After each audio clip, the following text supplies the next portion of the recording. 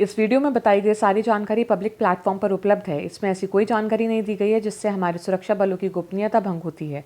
Defence detective सेना का सम्मान करता है और उन्हीं जानकारियों के आधार पर काम करता है जो सार्वजनिक रूप से मौजूद हैं। सेना से जुड़ी सबसे सटीक और विश्वसनीय जानकारी और एनालिसिस के लिए डिफेंस डिटेक्टिव को सब्सक्राइब करना ना भूलें। मेरा कोई भी वीडियो मिस ना हो, इसलिए बेल आइकन को जरूर प्रेस करें। नमस्कार दोस्तों, डिफेंस डिटेक्टिव के एक और नए एपिसोड में आपका स्वागत है। मैं हूं शिल्पी शर्मा। आज मैं आपको भारत के स्वाति रडार के बारे में बताने जा रही हूं, जिससे हमारे देश का सिर गर्व से ऊपर उठ गया है। रूस और पोलैंड जैसे देशों को पछाड़कर हमने आर्मेनिया से स्वाति रडार के लिए $40 मिलियन की डील की है।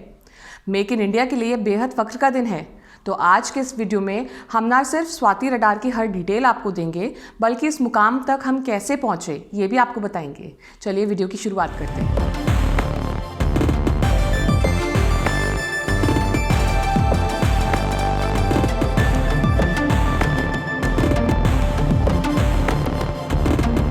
दोस्तों, स्वाति रडार की बात शुरू करूं उससे पहले आपको एक डेटा दिखाना चाहूँगी।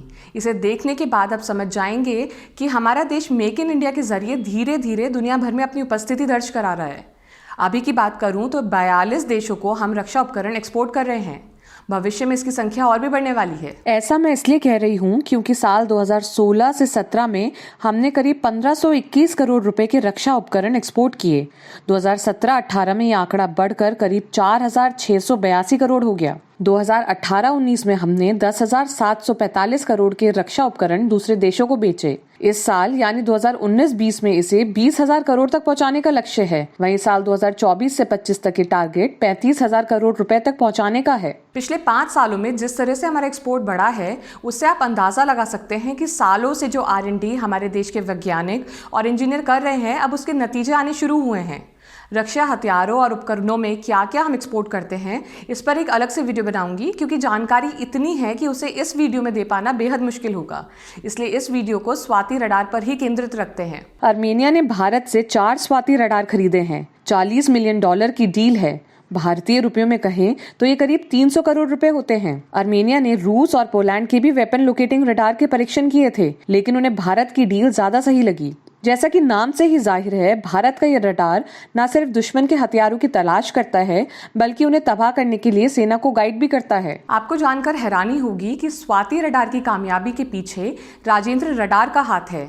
जैसा कि आप सभी जानते हैं कि राजेंद्र रडार आकाश एयर डिफेंस सिस्टम का सबसे अहम उपकरण है।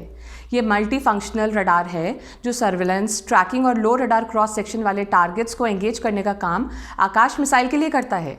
लेकिन कैसे इसने स्वाति रडार के लिए कामयाबी का रास्ता खोला, इसके पीछे एक दिलचस्प वाकया है। दरअसल ओडिशा के चांदीपुर में आकाश मिसाइल का टेस्ट चल रहा था। तभी इंजीनियर्स ने नोटिस किया कि राजेंद्र रडार कुछ ऐसा भी डिटेक्ट कर रहा है जिसके बारे में उन्होंने सोचा भी नहीं था। इंजीनियर्स ने पता लगाया कि राजेंद्र रडार पर जो चीजें दिख रही हैं वो क्या है। पता चला कि कुछ ही किलोमीटर दूर आर्टिलरी गोलों की टेस्टिंग चल रही है। उन गोलों को राजेंद्र रडार न सिर्फ ट्रैक कर रहा है, बल्कि गोले कहां से छोड़े जा रहे हैं उनकी लोकेशन भी बता रहा है। फिर क्या था, राजेंद्र एरे का इस्तेमाल फॉरेन वेपन लोकेटिंग रडार में किया गया, जिस पर काम चल रहा था। राजेंद्र रडार की इस तकनीक से स्वाति रडार को एक बेहद शानदार वेपन लोकेटिंग रडार में तब्दील कर दिया गया। स्वाति जैसे रडार की जरूरत भारत को क्यों पड़ी, इसके लिए हमें करीब 21 साल पीछे जाना होगा, यानी 1999 की कारगिल जंग में। एक रिपोर्ट के मुताबिक इस युद्ध में हमारे जितने जवान शहीद हुए, उनमें करीब 80% दुश्मन की आर्टिलरी फायर का शिकार हुए थे। इसके बाद इस वेपन लोकेटिंग रडार की बेहद सख्त जरूरत महसूस की गई। उस वक्त अगर भारत के पास ऐसे रडार होते तो दुश्मन की आर्टिलरी फायर से न सिर्फ बचा जा सकता था, बल्कि उन्हें आसानी से निशाना भी बनाया जा सकता था। हालांकि कारगिल जंग से करीब 8 महीने पहले ही सितंबर 1998 में वेपन लोकेटिंग रडार की अर्जेंट खरीद के लिए रिक्वेस्ट ऑफ प्रपोजल दिया गया था। इसमें 3 कंपनियां शामिल थी, अमेरिका की यूक्स, फ्रांस की थॉमसन CSF और यूक्रेन की इस्कारा। वहीं पोखरण 2 परीक्षण के बाद लगे प्रतिबंधों की वजह से हम अमेरिका और फ्रांस से खरीद नहीं पाए। वहीं यूक्रेन से बातचीत बिना किसी नतीजे के खत्म हो गई। पाकिस्तानी आर्मी उस वक्त अमेरिकी AN/TPQ-36 fire finder radars operate कर रही थी, जबकि भारत के पास ब्रिटिश सिम्बलाइन मोटार डिटेक्टिंग रडार्स थे। भारत के पास मौजूद ये रडार पहाड़ों की लड़ाई के लिए उपयुक्त नहीं थे। प्रतिबंधों के हटने के बाद अमेरिका ने 2001 में भारत को AN/TPQ-37 fire finder radars offer किए। भारत ने 12 AN/TPQ-37 रडार्स खरीदे जो मई 2007 तक सेना में शामिल हो गए थे। अमेरिका से इन रडार्स को इमरजेंसी वाले हालातों में खरीदा गया, लेकिन साथ ही साथ स्वदेशी वेपन लोकेटिंग रडार बनना भी शुरू हो चुका था। 2002 में इसके लिए फंडिंग की गई। 2003 के एरो इंडिया में इसके बेसिक प्रोटोटाइप को शोकेस किया गया, जबकि पहला वर्किंग प्रोटोटाइप 2004 में तैयार हुआ। इसके अगले ही साल यानी 2005 में इसके यूजर ट्रायल शुरू हुए। 3 साल के कड़े परीक्षण से गुजरने के बाद इंडियन आर्मी ने इसे स्वीकार कर लिया। आर्मी ने 28 स्वाति रडार्स का ऑर्डर दिया। कुछ रडार्स जब तैयार हो गए तब इन्हें एक्सपेरिमेंटल बेसिस पर सेना को इस्तेमाल करने के लिए दिया गया। LOC पर इनकी तैनाती की गई और इनके शानदार नतीजे आए। जब भी पाकिस्तान सीज फायर का उल्लंघन करता, भारत को इनकी फायरिंग की एक लोकेशन पता चल जाती और फिर जवाबी कार्रवाई उसी के हिसाब से की जाती, जिसमें पाकिस्तान को भारी नुकसान उठाना पड़ा था। साल 2017 में स्वाति रडार को आधिकारिक तौर पर आर्मी को हैंडओवर कर दिया गया था। अभी भी LOC पर इन्हीं स्वाति रडार का इस्तेमाल किया जा रहा है। पाकिस्तान को भी इसी रडार की क्षमताओं की बखूबी जानकारी है। जबकि इसके यूजर ट्रायल चल रहे थे, तभी पाकिस्तानी मीडिया में इस बात को लेकर खूब चर्चा हुई थी कि पाकिस्तान के पास स्वाति रडार का जवाब क्या है। स्वाति रडार का डिजाइन अमेरिकी AN/TPQ-37 रडार से मिलता हुआ डिजाइन है, लेकिन स्वाति ज्यादा यूजर फ्रेंडली और ज्यादा सटीक है। ये 360 डिग्री की कवरेज देता है। ये हाई और लो दोनों फायरिंग एंगल की जानकारी दे सकता है। इसकी एलिवेशन कवरेज -5 से 75 डिग्री तक है। साथ ही इसकी अजीमत कवरेज ±45 डिग्री है। ये सी बैंड फ्रीक्वेंसी पर ऑपरेट करता है। यह अधिकतम 99 हथियारों की लोकेशन को स्टोर कर सकता है। 100 बाय 100 किलोमीटर के डिजिटल मैप को ये स्टोर कर सकता है और सबसे बड़ी खासियत ये है कि ये एक साथ 60 टारगेट्स को ट्रैक कर सकता है। इसे -20 डिग्री से लेकर +55 डिग्री तापमान वाली जगहों पर ऑपरेट किया जा सकता है। इसका स्टोरेज टेम्परेचर -40 डिग्री से +70 डिग्री तक का है। इसे 16,000 फीट की ऊंचाई पर भी इस्तेमाल में लाया जा सकता है। स्वाति रडार को क्विक डिप्लॉयमेंट एंड डीकैम को ध्यान में रखकर बनाया गया है। इसकी वजह से सिर्फ 3 मिनट में इसे एक्शन के लिए रेडी किया जा सकता है। ये इतना तेज है कि इसके खिलाफ जवाबी कार्रवाई होने पर यह खतरे वाले इलाकों से फौरन निकल भी सकता है।